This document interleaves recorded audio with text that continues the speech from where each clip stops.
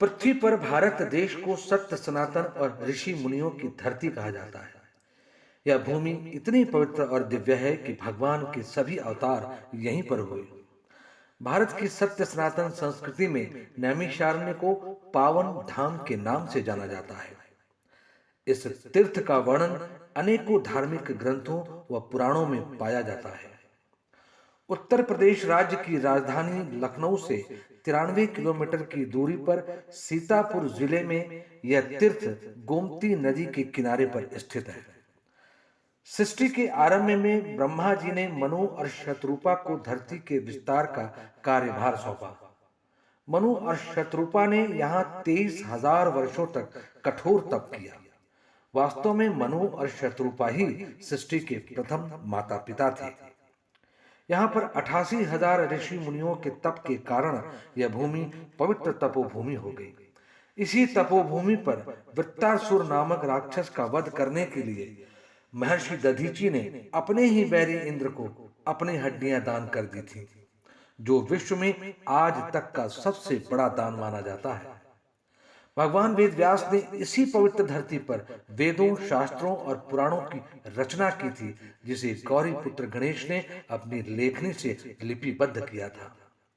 नैमिषारण्य का उल्लेख तुलसीदास ने भी अपने पवित्र ग्रंथ रामायण में किया है। तीरथ वर नैमिष विख्याता, अति पुनीत साधक सिद्धिदाता। ये साधकों को सिद्धि भी देता है, पुनीत तो है ही है, और तीर्थों में वैसे ही श्रेष्ठ है जैसे बारात में दूल्हे का स्थान है। ये लिखा है, बनावटी नहीं, रामायण में तीर्थों है। में सबसे ज्यादा हाँ, तीर्थ वर, वर मीन्स होता है दूल्हा। तीर्थों में श्रेष्ठ है बिल्कुल। आप गंगा के किनारे 16 योजन चलें, उसका पुण्य, और नैमिषारण्य में एक पद पैदल चलने का पुण्य बराबर। नैमिषारण्य पगे पगे जितना हो सके आप पैदल चल के यहाँ 12 अक्षर मंत्र का जाप करिए, चतुर्थांश मिलता है। ये यथार्थ है, यहाँ कोई वो नहीं। एक बार दैत्यों के भय से दुखी होकर ऋषि गणों ने ब्रह्मा जी से तप करने के लिए उचित और पवित्र भूमि का सुझाव मांगा। ब्रह्मा जी ने अपने तपोबल से सूर्य के समान तेज पूर्ण चक्र प्रकट किया, जिसका नैमिष इसी स्थान पर गिरा और चक्र पाताल लोक में समा गया। तभी से इस स्थान का नाम नैमिषारण्य कहलाया। मान्यता है कि तब से इस स्थल पर पाताल लोक से अक्षय जल स्रोत का जल निरंतर बना हुआ है। कुछ लोगों का यह भी कहना है कि भगवान विष्णु का सुदर्शन चक्र यहीं गिरा था और इसे धरती का केंद्र भी कहा जाता है, जो आज चक्र तीर्थ के नाम से विख्यात है। हिंदू मान्यता के अनुसार यहाँ पर पितरों को तर्पण देने से पितरों को मोक्ष की प्राप्ति होती है। यहीं पर 52 शक्ति पीठों में से एक मां ललिता देवी का प्रसिद्ध शक्ति पीठ भी स्थित है। यहाँ माता सती का हृदय स्थल गिरा था। यहीं पर त्रेता युग में जब अहिरावण राम और लक्ष्मण का हरण कर पाताल लोक ले गया था, तो इसी स्थान पर स्थित हनुमानगढ़ी नामक स्थान से वीर हनुमान श्री राम और लक्ष्मण को अपने कंधे पर बिठाकर वापस लौटे थे। हाल ही में गत 22 फरवरी 2023 में इसी स्थान पर कलयुग में भगवान के साक्षात स्वरूप भगवान जगन्नाथ का अवतरण हुआ। श्री संप्रदाय से जगत गुरु स्वामी श्री रामचंद्राचार्य जी के सानिध्य में 14 फरवरी से 22 फरवरी तक मानो नैमिषारण्य तीर्थ एक बार फिर 88,000 ऋषियों की तपस्थली बन गया। देश के कोने कोने से एकत्रित साधु संतों ने भगवान जगन्नाथ का भव्य स्वागत किया। देश के ही कई राज्यों से पधारे भक्तों ने भगवान जगन्नाथ के दिव्य दर्शन के साथ साथ भागवत कथा का भी रसपान किया।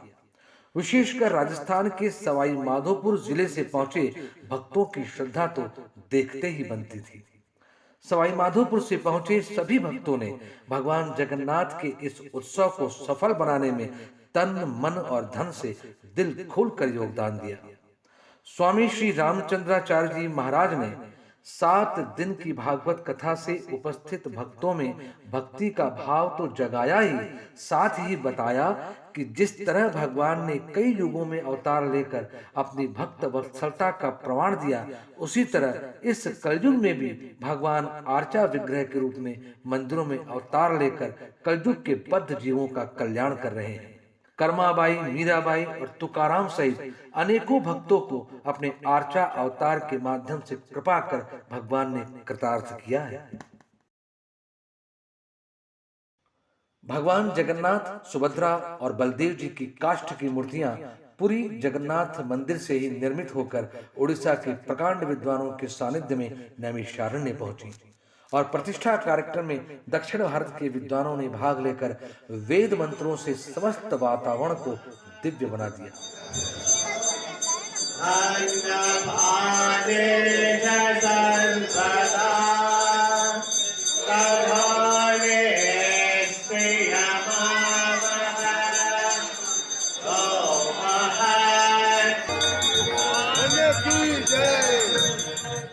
प्रतिष्ठा से पूर्व 7 दिनों तक भारत के विद्वान ब्राह्मणों द्वारा भागवत पाठ निरंतर चलता रहा।